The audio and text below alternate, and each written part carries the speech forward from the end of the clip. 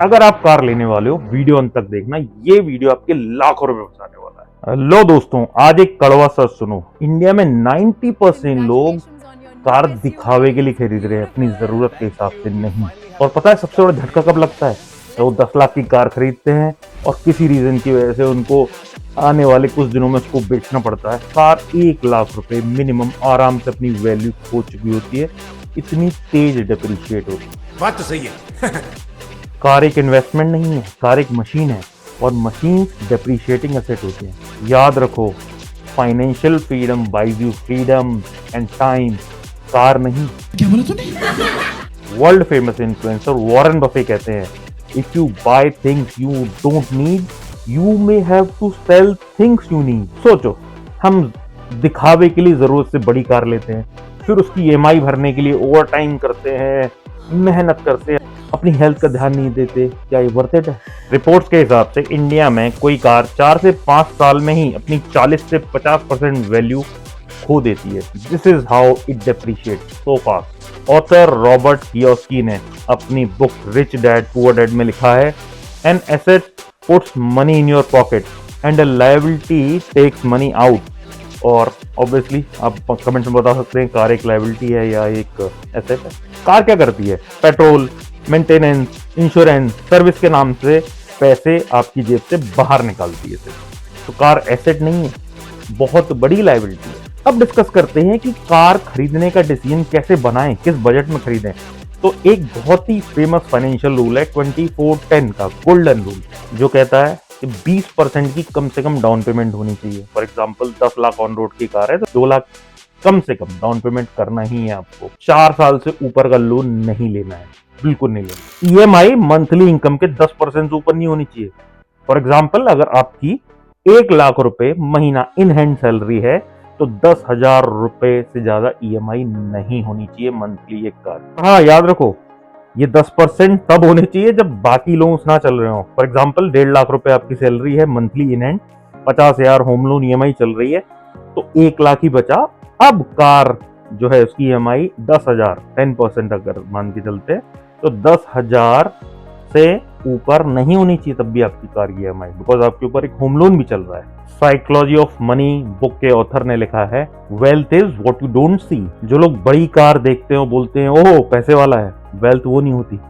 Wealth होती है savings, zero stress, zero EMI pressure, savings, time ही टाइम है आपके पास और आप हेल्दी हो। Financial freedom buys you options, you have different options to do. EMI आपके ऑप्शंस कम कर देती है। आप औकात से बढ़कर गाड़ी ले लोगे तो उस गाड़ी की EMI चुकाने के लिए रगड़ोगे। अब बात करते हैं एक मार्केटिंग गिमिक की। आप सुनते हो ये गाड़ी सिर्फ 8.5 लाख की है, ये गाड़ी सिर्फ 6 लाख से स्टार्ट हो रही है। नहीं भैया, एक शोरूम कीमत की बात होती है। वहां पर आपको अपने शहर में ऑन रोड प्राइस देखना है, while making budget to purchase your car. On road कीमत देखो, एसेसरीज की कीमत देखो, सर्विस कॉस्ट देखो, इंश्योरेंस देखो, एसेसरीज की कॉस्ट देखो। 8.5 लाख एक शोरूम की कार लगभग 10 लाख क्रॉस कर जाती है। तो बजट हमेशा ऑन रोड पे बनाएं। एक शोरूम एक साइकोलॉजिकल प्राइसिंग ट्रिक है, तो बजट हमेशा ऑन रोड पर बनाएं। Always compare on road price. आप शोरूम जाएंगे, सेल्समैन बोलेगा सर 50,000 और कर लो, अलॉय मिल जाएंगे। सर 70,000 और लगा दो, सर सनरूफ मिल जाएगी। सर 80,000 और लगा दो, सर राज भी मिल जाएगा। और आप 8.5 लाख का बजट लेके गए थे, आप कब 11 लाख 12 लाख पहुंच गए आपको पता ही नहीं चला। इस स्ट्रेटेजी को कहते हैं स्टेप बाय स्टेप अपसेल। जो सेल्समैन है वो गाड़ी बेचना चाहता है, सिर्फ उसे आपके फाइनेंशियल्स नहीं पता है। आप शोरूम में बिल्कुल डिसाइड मत करो कि मुझे कितने की गाड़ी खरीदनी है। आप घर से डिसाइड करके निकलो अपना बजट 24-10 रूल लगा के कि भैया मैं इस बजट को क्रॉस नहीं करूंगा और इससे नीचे की ही कार खरीदूंगा। कार खरीदने से पहले खुद से 4 सवाल पूछो। कितनी ड्राइव हाईवे पे होगी, कितनी सिटी में होगी, पहला। दूसरा, मोस्टली कितने लोग कार में बैठेंगे। तीसरी, मेरे पास पार्किंग की क्या व्यवस्था है, कितनी बड़ी पार्किंग है मेरे पास। चौथा, मेरी ईयरली रनिंग कितनी है। मैंने बड़े शहरों में देखा है, बड़ी बड़ी SUVs में 1-2 लोग ही ट्रेवल कर रहे होते हैं जनरली। इंडिया में ऑलरेडी ट्रैफिक इतना है कि हमें छोटी और कॉम्पैक्ट कार की जरूरत है, बिग कार्स की नहीं। तो डिमांड आप सेट करते हो, जैसा यूजर खरीदेगा वैसा कंपनी देंगी आपको। बड़ी गाड़ियों की डिमांड बढ़ी है, इसलिए बड़ी गाड़ियां ज्यादा बिक रही हैं। बड़ी गाड़ी मतलब बड़ा पैसा आपकी जेब से निकलने वाला है। एक और इल्यूजन चल रहा है, ग्राउंड क्लियरेंस इल्यूजन नहीं कहूंगा, हम कहते हैं रोड खराब है इसलिए मेरे को ग्राउंड क्लियरेंस की जरूरत है। ग्राउंड क्लियरेंस आती है आपकी एसयूवीज आती है महंगी। फर्स्ट आती है कि रोड कभी बेटर नहीं होंगी, क्योंकि जब तक लोग ऊंची गाड़ियां खरीदते रहेंगे, उसमें बिजी रहेंगे, और instead of demanding better roads, better infrastructure, तो रोड ठीक नहीं होंगी। हैचबैक्स और सेडान सबसे कंफर्टेबल और प्रैक्टिकल कार्स हैं, लेकिन इंडिया में खराब रोड के कारण, लो डिमांड के कारण उनका मार्केट खराब हो जाता है।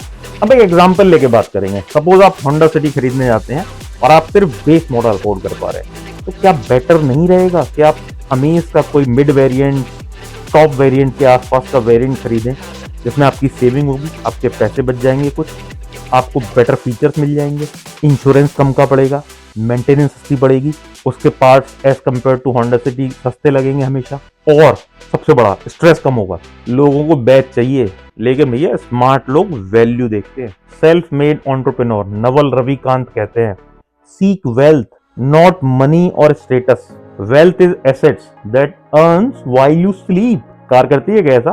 कार आपको सोते वक्त पैसा नहीं देगी, खड़ी रहेगी और उसकी वैल्यू डिप्रिशिएट होती रहेगी। Please understand, financial freedom buys you freedom, job change करने की फ्रीडम, बिजनेस स्टार्ट करने की फ्रीडम, अपना कोई मनपसंद काम करने की फ्रीडम, स्ट्रेस फ्री लाइफ की फ्रीडम, हेल्दी रहने की फ्रीडम।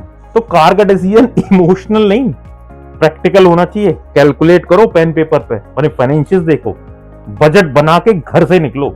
एक बार दिल से सोचो, क्या आप कार खरीद रहे हो या अपनी फाइनेंशियल फ्रीडम को सैक्रिफाइस कर रहे हो? सोचो, फिर डिसीजन लो।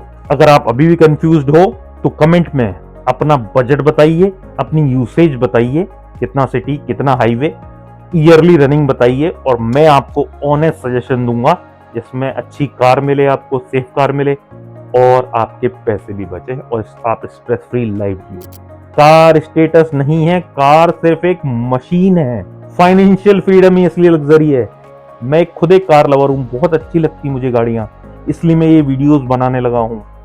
बट कोई भी चीज आपके फाइनेंशियल फ्रीडम, आपके टाइम और आपकी स्ट्रेस फ्री लाइफ से ज्यादा जरूरी नहीं है। अगर वीडियो पसंद आया है, मेरी बात आप तक पहुंची है, तो कमेंट्स में प्लीज लिख देना कुछ, चैनल को सब्सक्राइब कर लो, वीडियो को लाइक कर दो। Thanks for watching this video, see you next time.